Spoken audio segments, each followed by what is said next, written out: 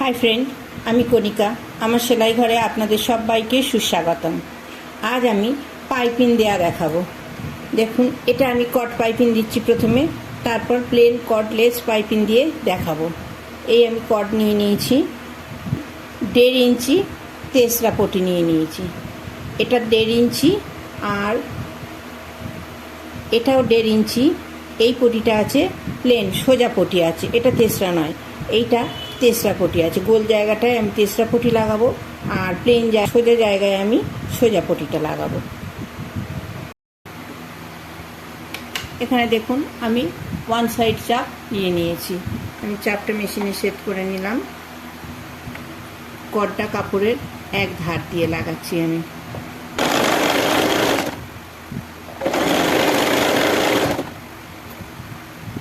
আগে পাইপিংটা রেডি করে নিচ্ছি, তারপর আমি পাইপিংটা ব্লাউজে বসাবো।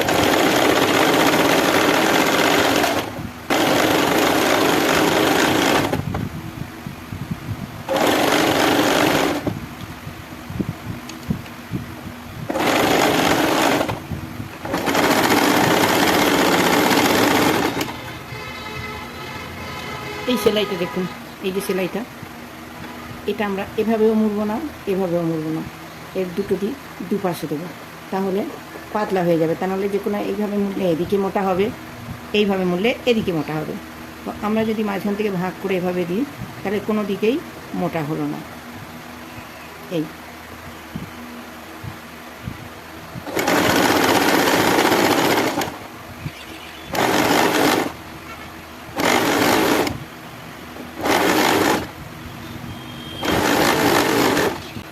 দেখুন, আমার পাইপিং রেডি হয়ে গেছে।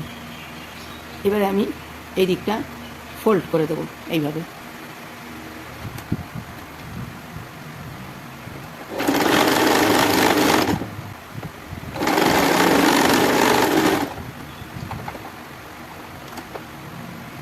আমাদের পাইপিং রেডি হয়ে গেছে। এবার আমি এটা ব্লাউজে বসাচ্ছি। এই দিকে আমাদের কট আছে, দেখুন এই যে কট এই দিকে আছে। তো এই দিকটা আমি ভেতরের দিকে বসাবো। এই ফোল্ড দিকটা বাইরের দিকে থাকবে, যেটা মুড়ে এই। তো আমি কটের দিকটা ভেতরের দিকে করে বসিয়ে নিচ্ছি।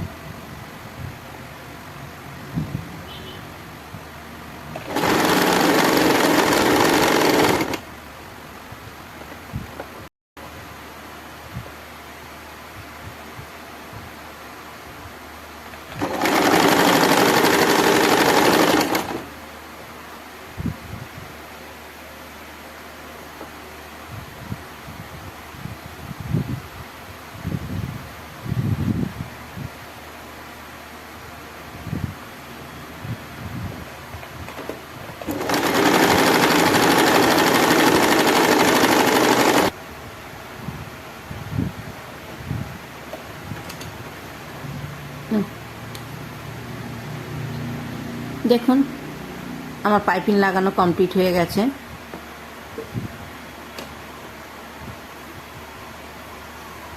আমি এই যে এই কোণগুলো, যেহেতু চৌকো, কোণগুলো কেটে পাইপিং লাগিয়েছি।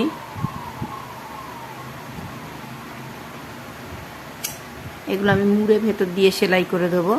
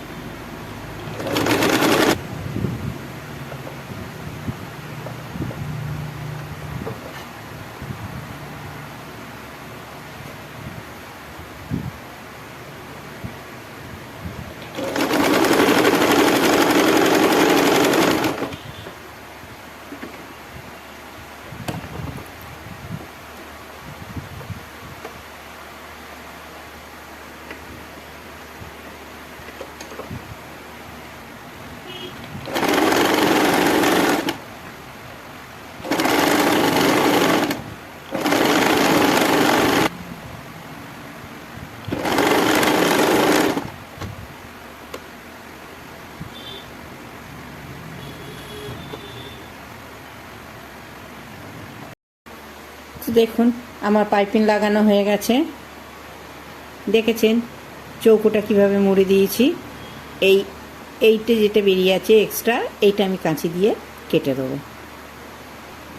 দেখুন পুরো একদম ফিনিশিং। তো এই দেখুন আমি অন্য একটা কাপড়ে বসিয়ে আপনাদের দেখিয়ে দিয়েছি। এই যে এইভাবে সরু হয়ে বসছে।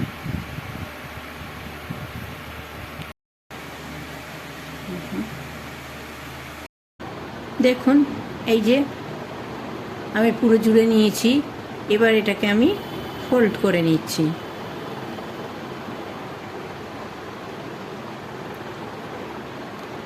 লম্বালম্বিভাবে ভাঁজ করে নিচ্ছি। এই মাথাটা কেটে দিচ্ছি, সমান করে নিচ্ছি।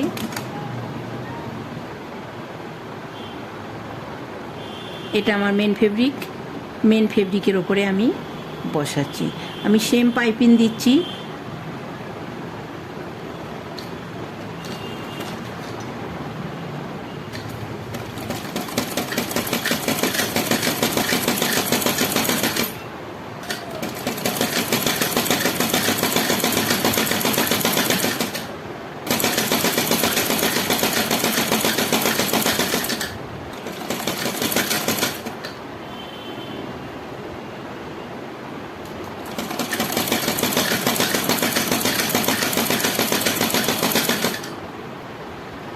এইখানটা আমাদের জোড়া।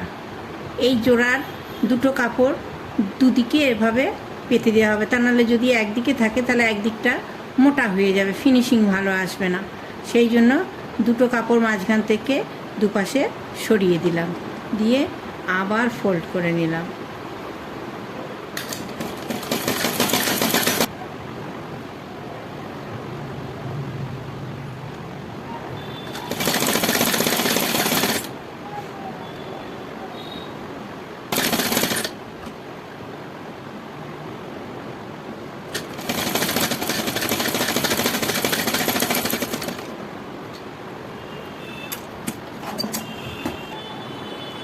এই কাপড়টা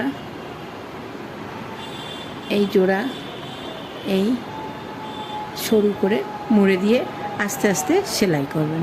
এটা খুব ধরে ধরে সেলাই করতে হয়, কারণ আমি ওপর থেকে সেলাই করব, খোলা অংশ নিচে এটা বেরিয়ে যেতে পারে। সেই জন্য বারবার উল্টে উল্টে দেখে করতে হবে।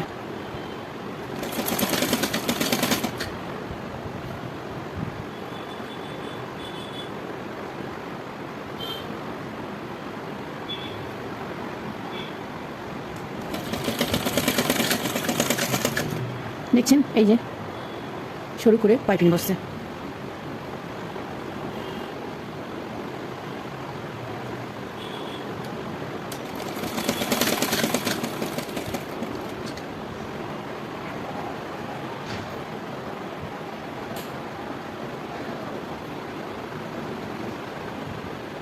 এইটি উল্টো পিঠ, আর দেখুন সোজা পিঠে এই যে সরু করে, কত সরু করে দেখুন হচ্ছে।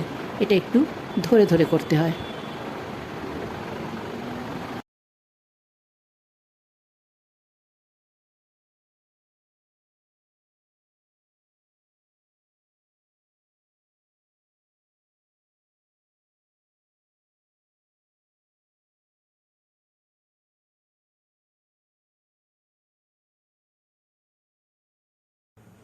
এটা হলো আমার কর্ডলেস পাইপিং।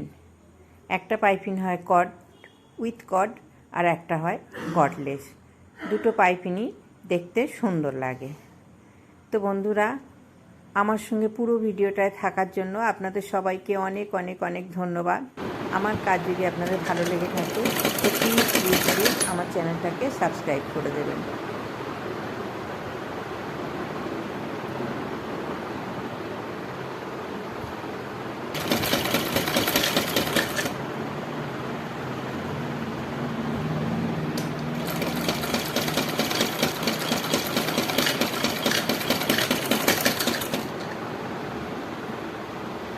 তো দেখুন